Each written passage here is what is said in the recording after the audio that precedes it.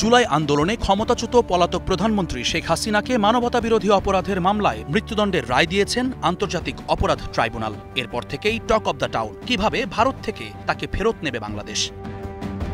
তারই প্রেক্ষিতে আলোচনায় আসে সন্ত্রাস ও অপরাধ দমনে 2013 সালে ভারত বাংলাদেশ প্রত্যর্পণ চুক্তি, যে চুক্তির আওতায় বাংলাদেশ থেকে একাধিক গুরুত্বপূর্ণ অপরাধীকে ফেরত নিয়েছে প্রতিবেশী দেশটি।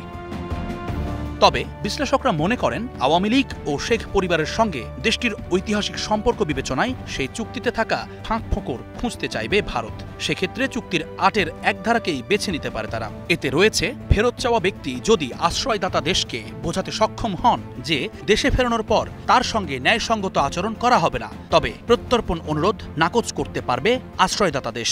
সবচেয়ে বড় চ্যালেঞ্জ যেখানে আছে সেটা হচ্ছে গ্রাউন্ডস ফর এক্সট্রাডিশন।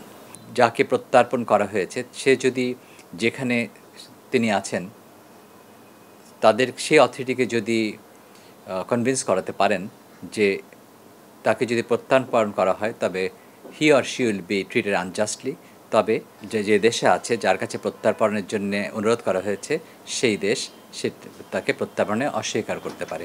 ইন্ডিয়াকে এই ক্ষেত্রে বোঝাতে হবে যে there is no reason to be treat unjustly এবং গুড ফেইথে তাকে তার বিচার সম্পন্ন করা হয়েছে এবং তাকে যে ব্যবস্থা করা হবে গুড ফেইথে করা হয়েছে।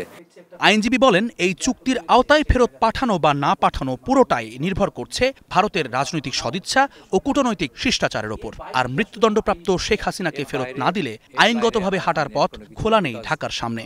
এই এক্সট্রাডিশন চুক্তিগুলো ইন্টারন্যাশনাল চুক্তি, এগুলো করাই হয় যে দ্বিপাক্ষিক বন্দি বিনিময়ের জন্যে, এবং এখানে আসলে জোরাজুরি করে যদি চুক্তি যদি না মানা হয় তবে একটা দেশের করণীয় খুব বেশি কিছু থাকে না।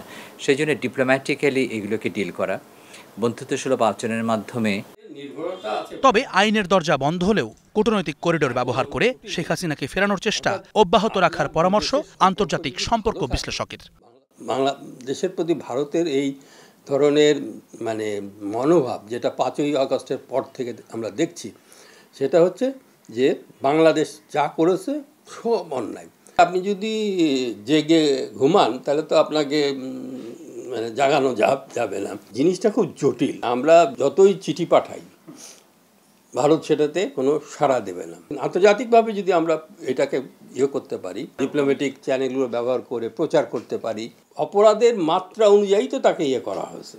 তবে মৃত্যুদণ্ডের সাজা হওয়ায় আন্তর্জাতিক ও মানবাধিকার সংস্থাগুলো শেখ হাসিনাকে দেশে ফেরাতে কার্যকর কোনো ভূমিকা আদৌ পালন করবে কিনা তা নিয়ে শঙ্কা প্রকাশ করেছেন বিশ্লেষকরা। রাষ্ট্রীয় পর্যায়ে সম্পর্ক যে অবস্থা ছিল তার থেকে আরো খারাপ হয়েছে। Jumman Sadiq, javelin, star news, Dhaka.